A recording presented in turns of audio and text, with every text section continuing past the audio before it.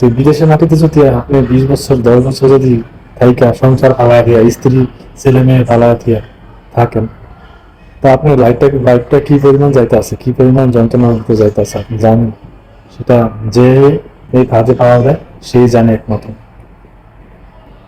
প্রথম ফাঁদ হলো যেটা, সেটা হলো মেয়ে, মেয়ে কেলেঙ্কারি। এখন মেয়ে আইনে অনেক দালালরা ব্যবসা করতে আছে এই দেশে।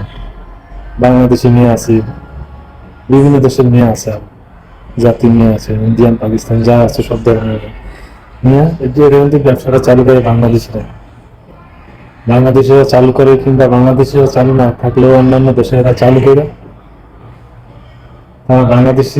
বাংলাদেশিরা দালাল হিসাবে কাজ করে, এজেন্ট হিসাবে কাজ করে। আর দ্বিতীয় হলো যেটা, সেটা হলো থাইল্যান্ডের জুয়া হলো সবচেয়ে ভয়ানক। এই নেশায় ওরা অনেক বাংলাদেশিরা 20 বছর, আমার দেখা স্বচক্ষে দেখা, আমার 20 বছর 15 বছর বিদেশ করতেছে, এখনো বাড়ি যায় না। দেশে তারা এমন কোনো কিছু করতে পারেনি এখন। লোক যে এরকম, যে আমি একটা একটা একটা যদি পাই আমি লটারি, থাইল্যান্ডে মূলত যেটা এটা করতেছি, এটা কি যারা না জানেন বলতেছি আমি, শেষ পর্যন্ত দেখবেন জানতে পারবেন। এই থাইল্যান্ডে পাওয়ার করে এটা হলো জুয়ার মতো। জুয়া যেরকম, এটা জুয়া সবচেয়ে বড় কথা, লটারির মতো এটা। এটা লটারির মতো, এটার মধ্যে যদি একবার পা রাখে সে, তার লাইফ শেষ। এটা নেশা, যে একদম পাইলে আমি দেশে জানবে, এরকম অনেক মানুষ আছে আমার দেখা মতে। যে একটা টিকিট পাইলে আমি যাবো দেশে, যে আজীবন বই যায় খাইতে পারবো, এরকম মানুষ আমার দেখা মতে আছে। তো এই সমস্ত যারা পাওয়া দিবেন, তারা তাদের লাইফ শেষ। প্রবাসী যারা আছেন ভাই, আপনাদের কাছে অনুরোধ, এই সমস্ত দিকে পাওয়া দিন না।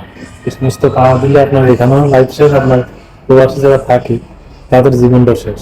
এবং তাদের জীবনটা, অথবা আপনি এখানে কামাই করতে আছেন সারা জীবন, তাদের সংসার চালাইতে আছেন সারা, অল্প কিছু দিয়ে তাদের কোনো সংসার চালাইতে আছে।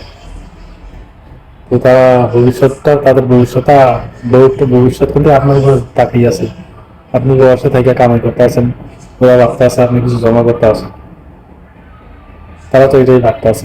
আপনি প্রবাসে থেকে ওদের খানা পিনার টাকা দিতে আছেন, খরচের টাকা দিতে আছে, কিন্তু সে কিন্তু ভাবতে আছে যে ভাই হোক বাপ হোক, যে ওনারা টাকা জমা রাখতে আছে আমাদের ভবিষ্যতের জন্য। তারা এটা চিন্তা করে তারা দেশে আশায় আছে।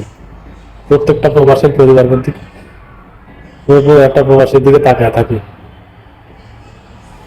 ঠিক আছে, তো এটাই মূলত আজকে ভিডিওটা শেয়ার করে দেবেন, ভালো লাগবে।